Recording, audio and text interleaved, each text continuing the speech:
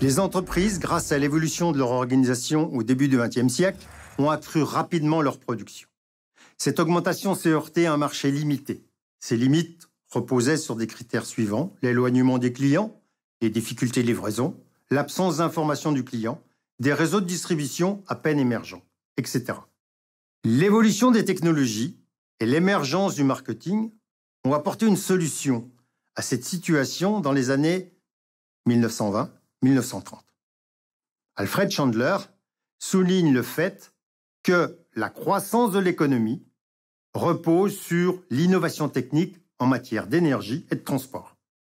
Les 3 T de Chandler sont le train, le télégraphe et le téléphone. Et ces 3 T ont permis une extension du marché.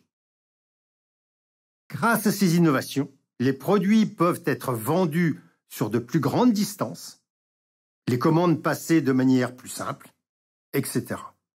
Le marché des entreprises ne se limite plus à une zone de proximité, mais rapidement va pouvoir s'étendre sur le territoire national, puis international, pour devenir mondial pour certains produits et services.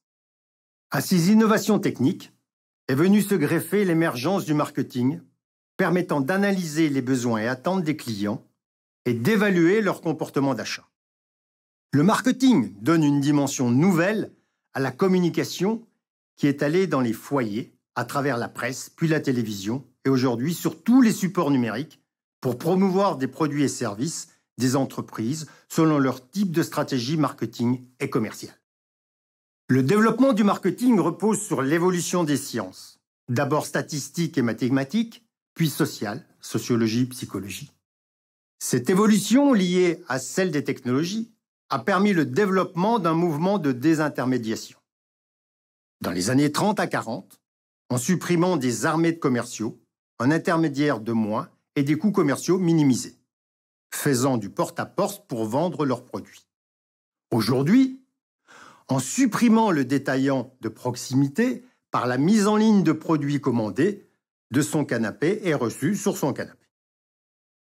Le marketing, grâce au numérique, est présent partout et nous incite à consommer en identifiant nos attentes et nos besoins. Dans les années 70, nous sommes passés d'un marketing de masse à un marketing individualisé, dit marketing relationnel. Le client est en relation directe et continue avec sa marque, à travers, en bout de chaîne, son détaillant. Cette nouvelle forme de marketing a fortement évolué grâce aux innovations technologiques, l'informatique et le numérique. Ces technologies numériques permettent d'entrer en relation directe avec le client en faisant de ce dernier un consommateur, fidélisé à la marque. Cette dernière le sollicite pour lancer ses nouveaux produits. Le client devient, dans le cadre du marketing, de la demande, un partenaire dans la conception du nouveau produit ou service. Il est au centre de l'entreprise, que ce soit un particulier, marketing business to consumer, un professionnel, artisan, profession libérale, marketing business to professional, une entreprise, marketing business to business. Ces 3 approches sont différentes car l'acheteur du produit ou service n'est pas le même. Le particulier n'achète pas toujours de manière rationnelle. L'acheteur professionnel achète suivant des critères objectifs donnés par sa direction. Le professionnel se situe entre les deux car il n'a pas de formation spécifique d'acheteur, mais doit gérer son entreprise. La complexité vient du fait que certaines entreprises vendent aussi bien à des particuliers, des professionnels et des entreprises. D'où une démarche marketing et commerciale devant s'adapter à ces différentes cibles, de clientèle en l'occurrence aux 3 cibles. Dans ce nouveau contexte, l'organisation interne de l'entreprise, dans la fonction marketing et commerciale, doit s'adapter et évoluer de manière plus ou moins douce, voire en rupture, entraînant au sein de cette même fonction une stratégie de changement avec une organisation nouvelle, mais également des nouveaux métiers et nouvelles compétences.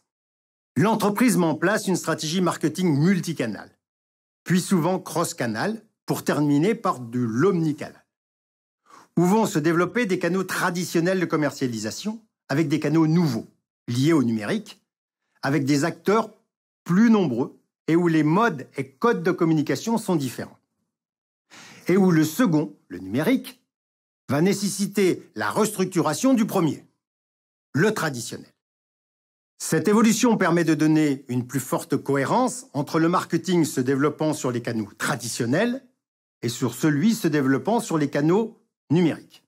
N'est-ce pas ici, sur cette fonction spécifique du marketing et du commercial, une stratégie de changement, avec des prescripteurs nouveaux, les influenceurs, influenceuses, suivis par des milliers, voire des millions d'internautes, écoutant et suivant leurs préconisations en termes de choix de produits ou de services. Le marketing se heurte toutefois à une question technique importante, la gestion de données pour rendre la gestion de la relation client la plus efficace possible et la moins coûteuse. La recherche informatique travaille sur ce domaine, mais n'a pas encore trouvé toutes les solutions, d'une gestion des données imparfaite et un coût économique et écologique élevé. Toutefois, le marketing progresse avec l'intelligence artificielle et la connaissance du cerveau humain. Le marketing travaille sur des techniques d'incitation de plus en plus subtiles, ce qui va impacter la clientèle, mais également les organisations des entreprises devant investir dans des outils nouveaux. Ces investissements réclament l'embauche de personnes compétentes sur ces nouveaux postes, entraînant la réorganisation de certains services, voire leur externalisation. Les enjeux dans cette fonction marketing commerciale et de communication sont donc très importants pour les entreprises commercialisant des produits et services au niveau national et international. Leur réussite est liée à l'efficacité de leur stratégie marketing et commerciale supportée par une organisation adaptée.